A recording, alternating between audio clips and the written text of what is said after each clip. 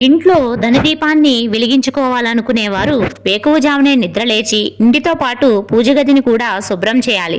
శ్రీ మహాలక్ష్మీదేవి చిత్రపటాన్ని గంధం కుంకుమ బొట్లతో అలంకరించి పూజ కోసం ఏర్పాటు చేసుకున్న పీటకు ముందు భాగంలో 3 చోట్ల పసుపు రాసి కుంకుమ బొట్లు పెట్టాలి. పీట మీద రాగి లేదా ఇత్తడి పళ్ళెం ఉంచి 5 చోట్ల గంధం కుంకుమ బొట్లు పెట్టి ఆ పళ్ళెంలో గుప్పుడు బియ్యం వేసి కొద్దిగా పసుపు కుంకుమ వేయాలి.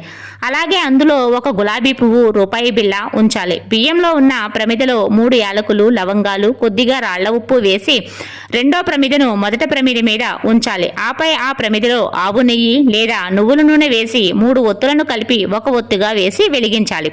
అనంతరం దాన్ని ఏకహారతి లేదా అగరవత్తితో వెలిగించాలి. దీన్నే ధనదీపం లేదా లక్ష్మీ దీపం అని పిలుస్తారు. ఇక దీపం కొండెక్కిన తర్వాత మొదటి ప్రమిదలో ఉన్నటువంటి యాలకులు లవంగాలు రాళ్ల ఉప్పు తీసుకుని ఎవరూ తొక్కని చోట చెట్ల మొదట్లో వేయాలి. అలాగే పళ్ళెంలో ఉన్నటువంటి గులాబీ పువ్వును ఎవరూ తొక్కని ప్రదేశంలో వేయాలి.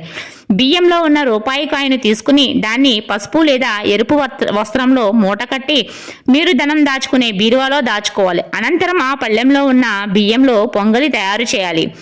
లక్ష్మీదేవికి నైవేద్యంగా సమర్పించి మీరు ఆ ప్రసాదాన్ని స్వీకరించాలి. ఇలా ఎవరైతే కార్తీక మాసంలో ఏ రోజు అయినా మరీ ముఖ్యంగా గురు లేదా శుక్రవారం నాడు శక్తివంతమైన ధనదీపాన్ని వెలిగిస్తారో వారి ఇంట శ్రీ మహాలక్ష్మీదేవి అనుగ్రహం కలుగుతుంది. మీకున్న సమస్యలన్నీ తీరిపోయి అష్ట ఐశ్వర్యాలు సిద్ధిస్తాయి.